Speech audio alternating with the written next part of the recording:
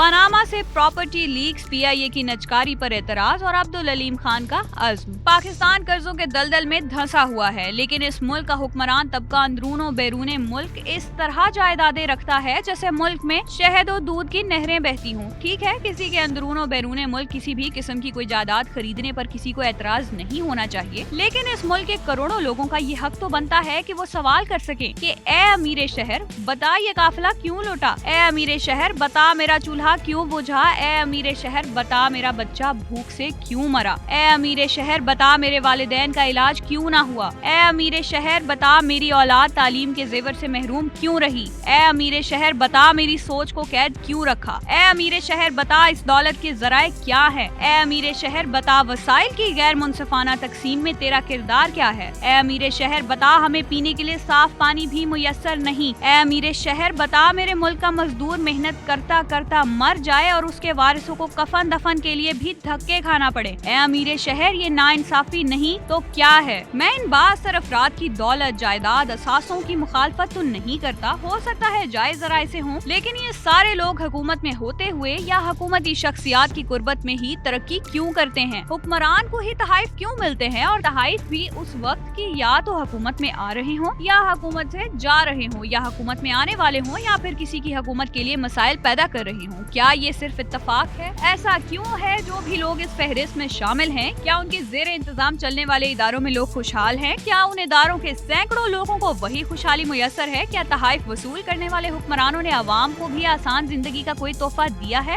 या नहीं? Property leaks को किसी के लिए भी ईमानदारी या बेईमानी का पैमाना तो नहीं बनाया जा सकता, न ही पनामा लीक्स को पैमाना बनाया जा सकता है, लेकिन ये सवाल तो हो सकता है कि ताकतवर अफराद, हुक्मरान तबका अमीर और मुल्क गरीब क्यों होता जा रहा है। जिस मुल्क पर हुक्मरानी कर रहे हैं उसके वसाइल कम हो रहे हैं और 2-3% अफराद की दौलत जायदाद असासों में मुसलसल इजाफा हो रहा है, यानी बासर अफराद तो माली तौर पर मजबूत हो रहे हैं और मुल्क कर्जों के दलदल में फंसता जा रहा है। ये तो नहीं हो सकता कि सब अच्छा जा रहा हो, मुल्क इंतजामी तौर पर भी मजबूत हो और उसे कर्जों की भी जरूरत है। इस बदहाली का जिम्मेदार पाकिस्तान का आम शहरी नहीं बल्कि यही हुक्मरान तबका है। इसमें सरकारी अफसरान का भी हिस्सा है। आम आदमी के लिए तो 2 वक्त की रोटी मुश्किल तर होती जा रही है, इसलिए ये सवाल जरूर सामने आते हैं। ये बात तो तय है कि जिन जिन लोगों ने भी जायदादें बनाई हैं उसकी बुनियाद तो पाकिस्तान ही है। सब कुछ पाकिस्तान की वजह से ही कमाया गया है, सब कुछ पाकिस्तान से ही बनाया गया है, सब आसाइशें और सहूलतें पाकिस्तान से ही हासिल की गई हैं। काश ये मालो दौलत बनाने वाले कुछ ख्याल पाकिस्तान के करोड़ों लोगों का भी करें, अपने इदारों में काम करने वाले सैकड़ों अफराद का भी ख्याल करें, उनका तर्ज जिंदगी बुलंद करने पर भी जोर दें। कहीं तो मुल्क का ख्याल करें, मुल्क के कर्जे उतारने के लिए भी वैसी ही हिकमत अमली और मनसूबाबंदी तैयार करें जैसे अपने इदारों को मजबूत और खुद मुख्तार बनाने के लिए काम करते हैं। अपनी जायदादें बनाने वालों से सवाल है कि मुल्क के लिए भी कुछ करें। इतने मालदार हुक्मरान हो और मुल्क कर्जों के लिए आलमी इदारों के सामने हो, इतने मालदार हुक्मरान हो और हम हर वक्त कर्जों के लिए दोस्त ममालिक की तरफ देखते रहें। ये जुल्म नहीं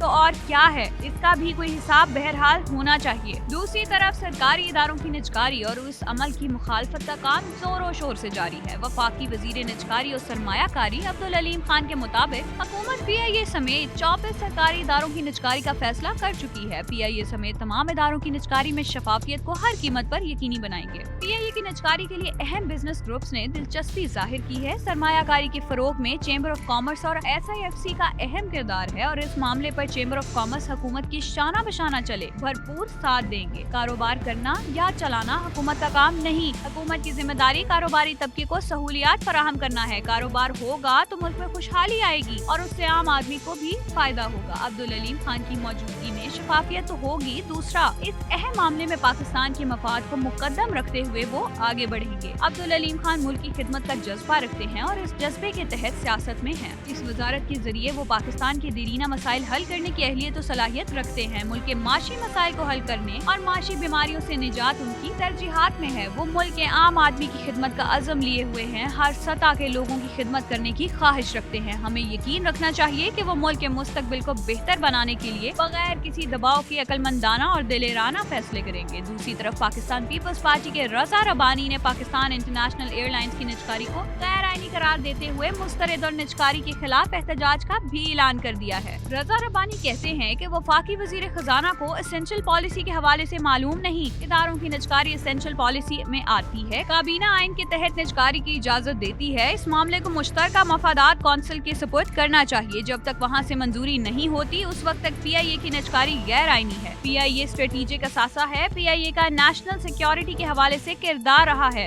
मगर लगता है कि IMF के साथ निजकारी की पॉलिसी बनाई है। निजकारी ने कभी भी मस्बत नताइज नहीं दिए। जहाँ निजकारी की गई वो इदारे बन पड़े हैं। रज़ा रब्बानी का अपना नुक्ता नजर है, लेकिन क्या वो ये बता सकते हैं कि इस दौर हुकूमत या इससे पहले और बाद में आने वाली हुकूमतों के दौर में PIA की तबाही की हैसियत क्या है? क्या वो इस तबाही को आईनी करार देंगे या इस तबाही का दर्जा भी गैर आईनी होगा? कुछ तो अपने इदारों का हाल देखें, ना तो हुकूमत खुद चलाए ना किसी को चलाने दे। सियासी हुकूमतें इदारों में सियासी भर्तियां करती रही और इदारों के अखराजात में इजाफा होता रहा। मुल्क मुनाफे की बजाय खसारे में जाता रहा है। उस वक्त किसी को आइन याद नहीं। क्या इदारे की आईनी हैसियत जरूरी है या उसका वजूद जरूरी है? इदारे को जितनी तबाही पाकिस्तान पीपल्स पार्टी के मुख्तलिफ अदवार में हुई है उसकी भी मिसाल नहीं मिलती। इसलिए रज़ा रब्बानी को हर वक्त आइन की मिसालें देते हुए तस्वीर का दूसरा रुख भी लोगों के सामने रखना चाहिए। मतलब इदारा तबाह होता रहे और आप उस तबाही को देखते रहे। क्या आइन इदारे के काम मेरिट पर करने और भर्तियों को जरूरत के मुताबिक और मेरिट पर भर्तियों का सबक नहीं देता? हर जगह आइन से खिलवाड़ करने के बाद अब निजकारी के वक्त आइन के पीछे छुपने का कोई जवाब नहीं। आखिर में नसीर तुराबी का कलाम, वो हम सफर था मगर उसमें हम नवाई ना थी,